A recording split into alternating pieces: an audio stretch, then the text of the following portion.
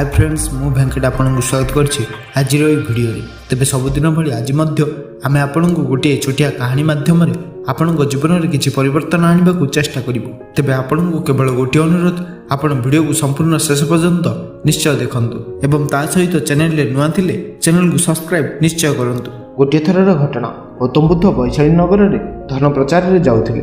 जेतेबेले से नगर मध्यम भाग बाहर को आसुथिले तेबे से किछि एमती देखिले जे किछि सैन्य गोटे झील पछरे दौड़ुथिले। से झीलटी दौड़ी दौड़ी गोटे कूप पाखरे जाई छिड़ा होइगला।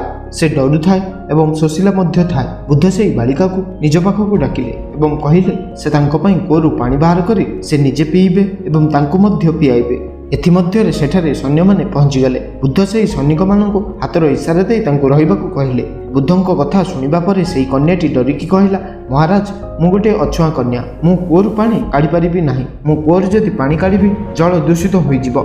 एहाकू सुनिबा परे बुद्ध तांको पुणी कहिले, पुत्री बहुत जोर रे शोष लागुछि, प्रथमे तमे मते पानी पियाओ। एतिक भितरे सेठारे वैशालीर राजा आसी पहुंची गले। से बुद्धंको प्रणाम कले एवं स्वर्णपात्र रे गोलाप सुगंधित पानी तांको पीबाकू देले, किंतु बुद्ध ताकू नेबाकू मना कले। बुद्ध पुणी सेई बालिकांकू कहिले। एथर बालिकाटी साहस करी कूरू पानी बाहर कला। से निजे पीला एवं गौतम बुद्ध को मध्य पियाइला। पानी पीबा परे बुद्ध सेई बालिका को भयर कारण पचारिले, मते राजदरबार रे गाइबार प्रस्ताव मिलिथिला। राजा मो गीत शुणिबा परे मते पुरस्कार स्वरूप तांका गଳାର माला प्रदान करथिले, किंतु तांकु केही जणे जणाइला मु गोटे अछुआ कन्या। यह जानिबा परे राजा तांका सैन्य माननकु कहिले मते कैदीखाना रे बंदी करी रखिबा पई, हेले मु कोनोसी प्रकार तांका पाखर जीवन बंचाई पहुंचीथिली कि आपण मिली गले। यहा परे बुद्ध कहिले, शुणंतु राजन, मु चाहूछि आपण मोर ए कथा को सर्वदा मन रखंतु। कोनोसी भी मनुष्यर परिचय तार धर्म और जातिरु होई न थाए, बरं तार गुण एवं कर्मरु होई थाए। जो बालिकार मधुर कंठरु बाहरिथिबा गीतर आनंद आपण नेले ताक पुरस्कार मध्य देले। जार कार्य एते भल से अछुआ होई परिबो नाही। एठारे नीच चिंताधारा एवं छोट कार्यर अछुआ हेबार परिचय तो आपण देइछंती।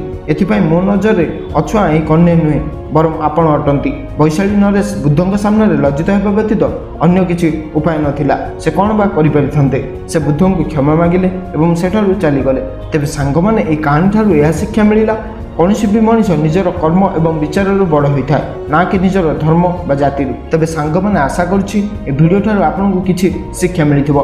वीडियोटी जदि भल लागिस तेबे गोटे लाइक एवं चैनल को सब्सक्राइब निश्चय करंतु। तेबे पुणी देखाबा आ गोटे लाइफ चेंजिंग वीडियो रे। सेते पर्यंत रहउछि जय हिंद जय भारत।